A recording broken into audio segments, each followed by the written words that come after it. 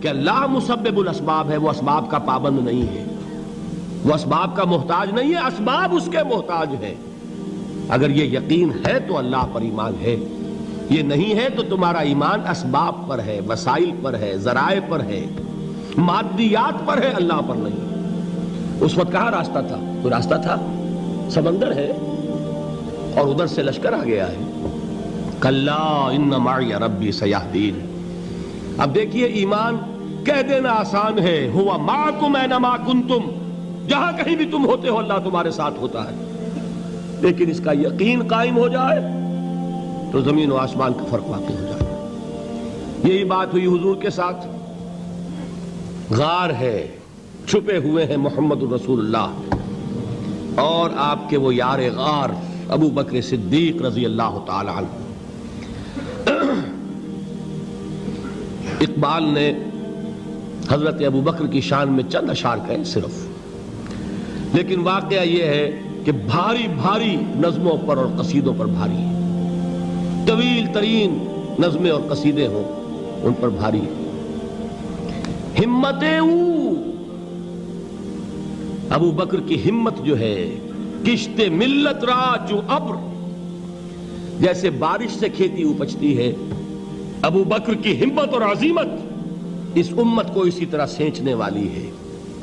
ثانی اسلام و غار و بدر و قبر،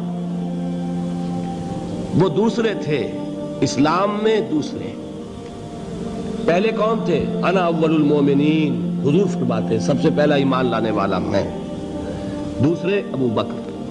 ویسے ہمارے ہاں یہ چلتا ہے اختلاف، حضرت علی پہلے ہیں کہ حضرت ابو بکر پہلے ہیں، لیکن اس میں بڑی خوبصورت تطبیق قائم کی ہے علماء نے اور بہت صحیح ہے۔ چار کے بارے میں فیصلہ ہی مت کرو کہ کون پہلے ہے، ان کی ایک عجیب تقسیم کر دی ہے۔ آزاد مردوں میں، بالغ مردوں میں سب سے پہلے ابو بکر، بچوں میں سب سے پہلے علی، خواتین میں سب سے پہلے خدیجہ، اور غلاموں میں سب سے پہلے زید ابن حارثہ۔ بڑی پیاری تقسیم ہے، یہ چاروں ہی پہلے ہیں، ہر ایک کے لیے اولیت ہے۔ اور واقعہ یہ ہے کہ اگر زمانی اعتبار سے تعین ہوگا تو پہلے خدیجۃ الکبریٰ آئیں گی رضی اللہ تعالی عنہ۔ کسی اور سے بات کرنے کی نوبت بعد میں آ سکتی ہے، پہلے تو اہلیہ محترمہ سے بات ہوئی، آتے ہی پہلی وحی ہوئی ہے، ابھی تبلیغ کا حکم نہیں تھا۔ کس کو بتایا واقعہ؟ ابھی اپنی نبوت کی تبلیغ کا تو حکم ہی نہیں آیا۔ واقعہ کس کا ہے؟ وہ خدیجہ کا ہے۔ جب کہا ہے کہ خشیت علی نفسی، مجھے اپنی جان کا اندیشہ ہے، تو کیا جواب دیا خدیجہ نے رضی اللہ تعالی عنہا؟ وہ صدیقۃ الکبریٰ ہے۔ صدیقات جو ہیں خواتین، ان میں چوٹی پر خدیجۃ الکبریٰ ہے رضی اللہ تعالی عنہا، اور صدیق جو مرد ہیں ان میں صدیق اکبر ہے ابو بکر صدیق رضی اللہ تعالی عنہ، لیکن صدیقات میں چوٹی پر۔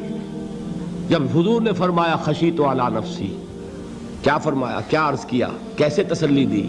نہیں نہیں، اللہ آپ کو ضائع نہیں کرے گا، آپ غریبوں کے ہمدرد ہیں، آپ مساکین کے تکالیف رفع کرنے والے ہیں، آپ بیواؤں کی سرپرستی کرتے ہیں، آپ مسافروں کی خدمت کرتے ہیں، اللہ آپ کو ضائع نہیں کرے گا۔ یہ یقین ہے اس خاتون کے اندر۔ خیر وہ ایک علیحدہ بات ہو جائے گی۔ میرے دل پر حضرت خدیجہ رضی اللہ تعالیٰ عنہ کی شخصیت کا بڑا گہرا نقش ہے، جو وہ کوئی اور ہی وقت اور موقع ہوا تو بیان ہوگا۔ بہرحال اقبال نے ایک مصرے میں جو چار اولیتیں جمع کر دی ہیں، ہمت او کشت امت را چو ابر، ثانی اسلام و غار و بدر و قبر۔ اسلام میں حضور کے بعد پہلے کون؟ ابو بکر۔ غار میں حضور کے ساتھ کون؟ ابو بکر۔ بدر کی رات اللہ کا رسول سربسجود، وہ جھاڑ، وہ گھاس پھوس کی جو جھوپڑی بنائی گئی تھی، اور وہاں تلوار ننگی لے کر پہرا دینے والا کون؟ ابو بکر۔ اور اس حجرہ عائشہ میں محمد کے بعد سب سے پہلے دفن ہونے والا کون؟ ابو بکر رضی اللہ تعالی عنہ وصلی اللہ علیہ وسلم۔ وہ جو معاملہ میں سنا رہا تھا غار ثور کا، حضرت ابو بکر بھی حضور کے خیال سے لرز گئے ہیں. آپ کو یاد ہوگا کہ جا کر پہلے تمام جتنے سوراخ تھے انہیں بند کیا ہے. ایک سوراخ رہ گیا تھا جس کو بند کرنے کے لیے کوئی کپڑا نہیں تھا. وہاں اپنی ایڑی رکھی ہے. تب کہا ہے حضور سے تشریف لائیے, اور اپنے زانو پر حضور کو لٹایا ہے. اور وہاں کسی موذی جانور نے کاٹا ہے. حضور کی آنکھ لگ گئی تھی.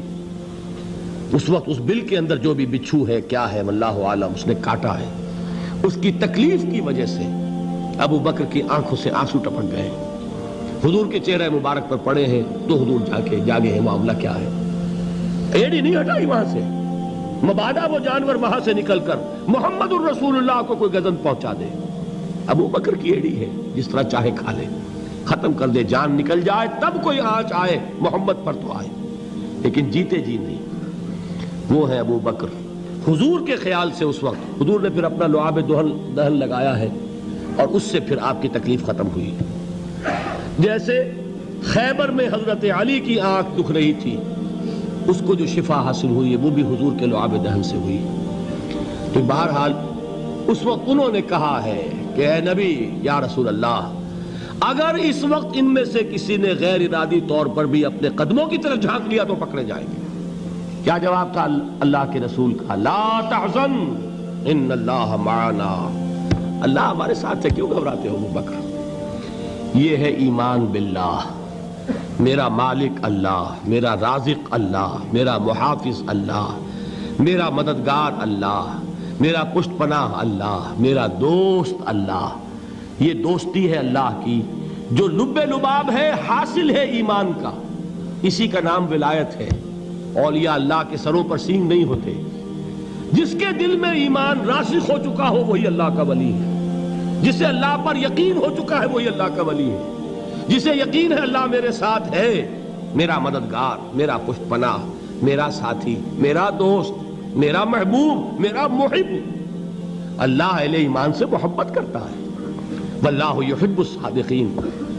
ان اللہ یحب الذین یقاتلون فی سبیلہ صفا کانہم بنیان مرصوص. اللہ محبت کرنے والا, اہل ایمان محبوب, اور اہل ایمان محبت کرنے والے اللہ محبوب. والذین آمنوا اشد حبا للہ. آپ تصور کیجئے جسے یہ رشتہ ایمان یا رشتہ ولایت حاصل ہو جائے, الا ان اولیاء اللہ لا خوف علیہم ولا هم یحزنون. آگاہ ہو جاؤ, اللہ کے دوستوں کے لیے نہ کوئی خوف ہے نہ کوئی حزن ہے. اور میں بیان کر چکا تھا, خوف اور حزن کے خاتمے ہی کا نام امن ہے. زوال خوف, زوال حزن. یہ خوف اور حزن کیوں آتے ہیں بار بار؟ اللہ تخافوا ولا تحزنوا, دونوں آ گئے. الا ان اولیاء اللہ لا خوف علیہم ولا هم یحزنون, پھر وہی دو. وہ کیوں ہے؟ خوف ہوتا ہے کسی مستقبل کی بات کا, یہ نہ ہو جائے, وہ نہ ہو جائے, یہ نقصان نہ پہنچ جائے, یہ تکلیف نہ ہو, یہ غضب نہ آ جائے. خوف ہے مستقبل سے. حزن ہے یہ کیوں ہوا, یہ نہیں ہونا چاہیے تھا, یہ میرا فلاں چیز میرے ہاتھ سے جاتی رہی ہے, فلاں موقع نکل گیا, اب بیٹھے ہوئے ہیں اندر ہی اندر کڑ رہے ہیں, صدمہ ہے اور رنج ہے. اور جو اللہ پر ایمان رکھتا ہے وہ جانتا ہے ما اصاب من مصیبت فی الارض ولا فی انفسکم الا فی کتاب من قبل ان نبرأها ان ذلک علی اللہ یسیر لکی لا تعصوا علی ما فاتکم ولا تفرحوا بما آتاکم واللہ لا یحب کل مختال فخور. اس زمین میں یا تمہاری جانوں میں کوئی تکلیف, کوئی مصیبت نہیں آ سکتی سوائے اس کے کہ جو اللہ نے لکھ دی ہو, اس سے پہلے کہ وہ ظاہر ہو. جس کو یہ حقیقت معلوم ہو گئی اس کو یہ طرز عمل اختیار کرنا چاہیے. جو چیز چھن جائے, جاتی رہے, چھوٹ جائے, اس پر افسوس نہ کرو. کس نے چھینی؟ دوست نے. دوست کے فیصلے پر شکایت. دوستی کو بٹا لگا رہے ہو, سرے تسلیم خم ہے جو مزاج یار میں آئے. اگر دوستی ہے تو پھر تو تمہیں گردن جھکانی چاہیے کہ ہر چہ ساقی ماریخت عین الطافست, جو بھی میرا ساقی میرے پیالے میں ڈال دے اس کا کرم ہے. جو اس کی طرف سے آئے اس پر کوئی رنج نہیں, کوئی صدمہ نہیں, کوئی غم نہیں, کوئی شکایت نہیں, کوئی شکوہ نہیں. اور جو ہوگا وہ اس کے اذن کے بغیر نہیں ہوگا, اور اس کا اذن ہوگا تو یقیناً میرے لیے خیر ہی خیر ہے, چاہے وہ ناگوار شے ہو, بظاہر مجھے اچھی نہ لگ رہی ہو، میری شارٹ سائٹڈنس میں مجھے وہ نظر آ رہی ہے کہ میرے لیے بری ہے، لیکن قرآن نے کہا ہے عسیٰ ان تکرہوا شیئا وہو خیر لکم وعسیٰ ان تحبوا شیئا وہو شر لکم واللہ یعلم وانتم لا تعلمون۔ ہو سکتا ہے تم کسی چیز کو ناپسند کرو درحال ہے کہ اسی میں تمہارا خیر ہو، اور ہو سکتا ہے تم کسی چیز کو پسند کرو درحال ہے کہ اس میں تمہارا شر ہو۔ اللہ جانتا ہے، تم نہیں جانتے۔ جب مجھے یہ بات معلوم ہو گئی، میں نے اپنا معاملہ اللہ کے حوالے کیا۔ سپردم بے تو مایا خیش را تو دانی حساب کم و بیش را، اے رب جو تو چاہتا ہے وہ ہو، تیرے علم میں جو شے میرے لیے خیر ہے وہ ہو جائے، میری کوئی پسند نہیں، میری کوئی چاہت نہیں، یہ ہے راضی برضائے رب۔ اکبر الہ آبادی نے اسے کہا ہے رضائے حق پہ راضی رہ، یہ حرف آرزو کیسا، خدا خالق، خدا مالک، خدا کا حکم تو کیسا۔ جب میں آ گیا بیچ میں، میری پسند، میری مرضی، میری خواہش، میری چاہت، یہی تو شرک ہے۔ ما شاء اللہ کان وما لم یشاء لم یکن، جو اللہ نے چاہا وہ ہوا، جو اس نے نہیں چاہا نہیں ہوا، اختیار اس کا ہے، میرا تو نہیں۔ رضائے حق پہ راضی رہ، یہ حرف آرزو کیسا، خدا خالق، خدا مالک، خدا کا حکم تو کیسا۔ اقبال نے اسے کہا ہے فارسی میں، اب آپ کہیں اس کا ترجمہ بھی کرو تو وہ مجھے ذرا اس وقت کچھ بہت ہی بدذوقی کسی بات نظر آئے گی۔ جائیے پوچھئے کسی سے جسے فارسی آتی ہو۔ بروں کشید ز پیچا کے ہست و بود مرا، چے اقدہا کے مقام رضا کشود مرا۔ مجھے تو تمام پیچ و خم سے نکال دیا اس مقام رضا نے، میں راضی برضائے رب ہوں، جو فیصلہ اس کا میں اس پر راضی۔ تو کہاں کا حزن اور کس کا خوف، یہی زوال حزن اور زوال خوف، یہی ہے امن، یہ نتیجہ ہے ایمان کا۔ تو جان لیجئے یہ ہے لب لباب، یہ ہے حاصل ایمان کا، یہ ہے تو ایمان ہے، یہ نہیں ہے تو ایمان نہیں۔